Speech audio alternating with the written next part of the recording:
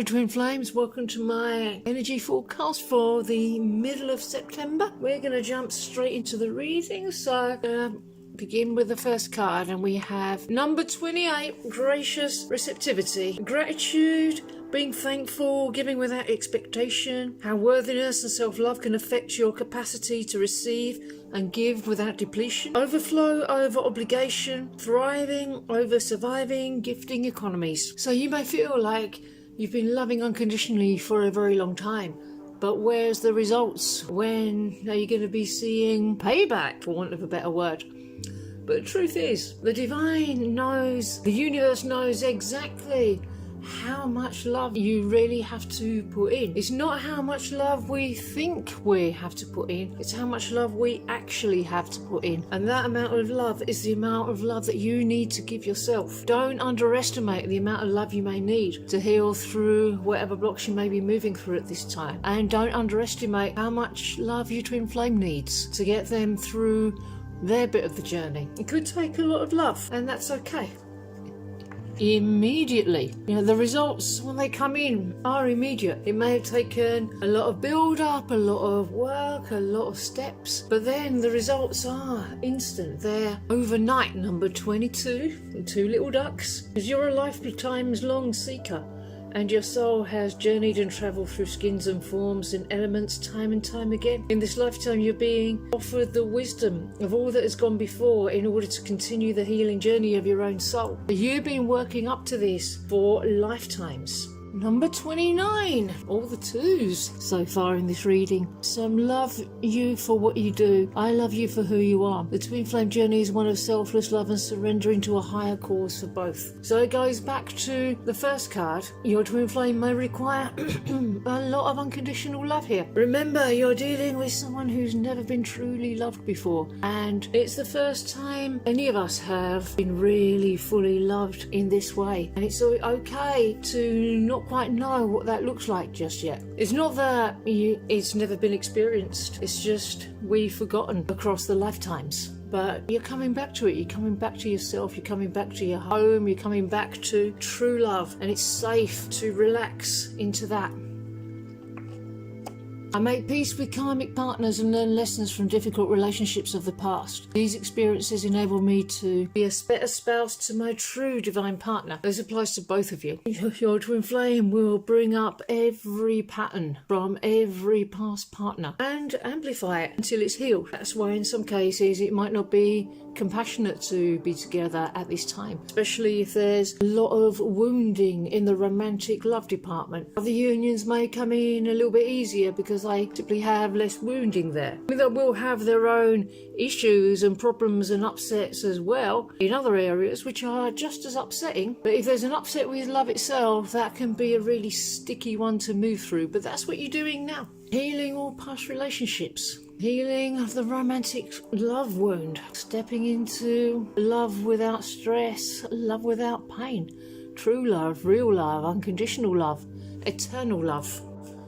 There we are, high heart chakra, ecstatic bliss, divine love, selflessness, spiritual compassion, oneness through heart-centered bliss, healing, gratitude, giving love, dharma, patience, joy, the blissful oneness we feel as we drop away our edges and protective containers. This is the place where we feel held and seen enough to flow into oneness, where the eternal part of you meets the eternal part of another. This is the selfless state where our higher selves commune for illuminated perspective on how we share, gift and lift others in our joyful overflow. So if you're desiring deep connection, until you've healed that, you won't be able to experience that with your twin flame. If you're desiring deep intimacy, you have to attain deep intimacy within yourself, and that simply means being with all of yourself, with nothing left out, nothing avoided, nothing invalidated. Validate every part of yourself as equally worthy, divine. Let go of self-judgment, judgment of self and others. Show yourself unconditional self-acceptance here. That's been a bit of a theme of late.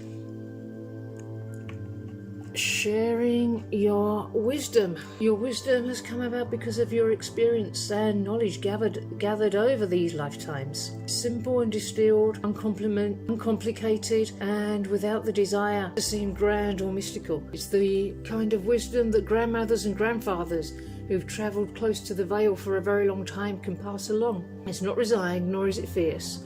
There's a peacefulness to it and a value to it that is precious beyond words. So every experience you've had along your journey, every step you've had to take, even if it felt like it was taking too long and you'd had enough of the journey and wanted to get to the destination, there'll come a point where you come into the awareness that every single experience and step that you took was absolutely necessary.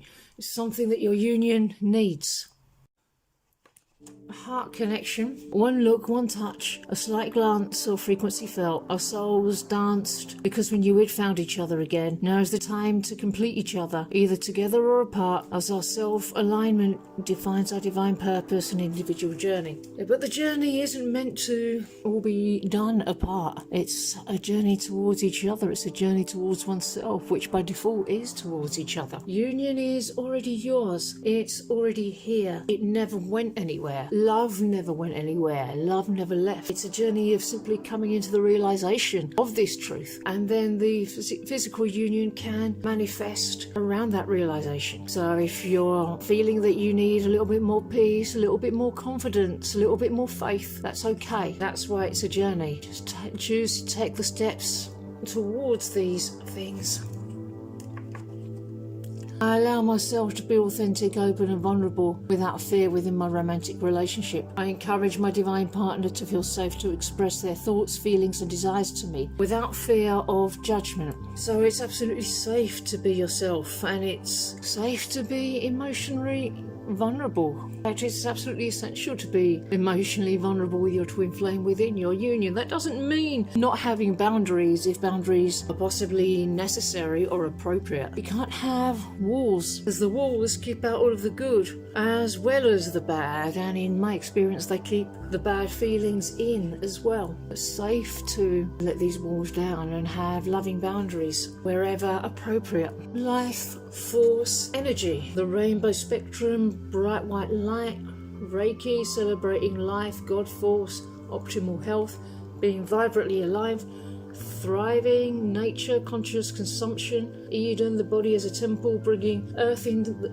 balance, cell rejuvenation, the love of the land. These are all things that raise your vibration, and that's what this journey is about, because it's a vibrational journey. And the journey has to be taken until your vibration matches that of your desires. And the moment you match that frequency, boom, it comes in for you. So celebrate. Revel in the bliss of being alive, because we're living life now. You're not waiting for your person to come in. And you're not creating a life where you can get by without them. You're creating a wonderful life that you're enjoying now, so your person can gently and easily walk into it when it's time for union to come in. There's an incredible amount of healing happening. There's a lot of luminous life force energy here for optimal health and healing. Seek joy and upliftment in everything you do as much as possible. Consider the foods you eat, the environments you spend your time in, the people in your life, even what you're wearing.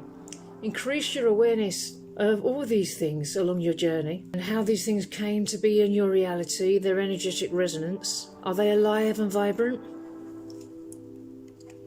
A threefold protection. There is no mistaking the energy around you right now. There is a strong force within you. You're divinely protected. Your union is divinely protected. You're no longer going to be allowing others to take from you. Or you won't be letting people in who just want to get something from you. Your vibration is rising into the frequency of love, which is very protective. And on the inside as well, there'll be a cessation of the negative self-talk that we can be so hard on ourselves with. And emotionally in time, you're going to be feeling more and more content with a peacefulness and centeredness that is no longer tempted to dredge up the pain of the past. You'll have allies come to you.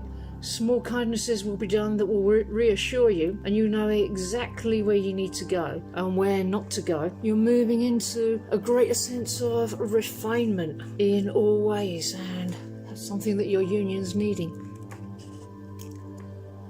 Everything is easier hand in hand with my divine partner. Together we can face anything, but you are already together. And I'm not saying that as a substitute for the 5D. Oh, you don't need them around. It's true, you don't need them around physically, but you desire them physically. And these desires were placed in your heart by the divine so that they can be fulfilled if you choose for them to be. The divine is not malicious. She wouldn't place a desire in your heart just to thwart it or frustrate it. And you trust here that only love is real and love never fails. If you keep choosing love, you will have all the love that you're desiring. Okay, everybody, I'm going to end this one here.